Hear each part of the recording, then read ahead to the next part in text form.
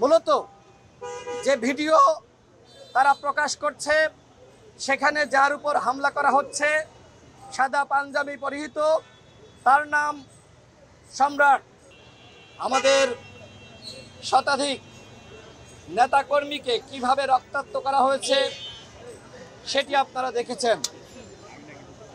নুরুল হক নূরের উপর যে হামলা হয়েছে, এই হামলা কারা করেছে? আমরা দেখলাম যে সামাজিক যোগাযোগ মাধ্যমে অনেকে ছবি এবং ভিডিও প্রকাশ করছে যে সেনাবাহিনী নুরুল হক নূরের উপর হামলা করে নাই। লাল শার্ট পরিহিত একজন ব্যক্তি নুরুল হক নূরের উপর হামলা করেছে।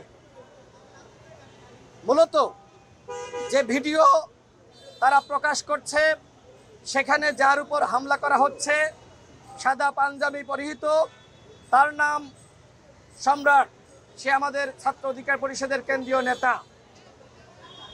সাদা পাঞ্জাবি হয় মনে হচ্ছে যে নুরুল হক নূরের উপর লাল শার্ট পরিহিত ব্যক্তি হামলা চালাচ্ছে।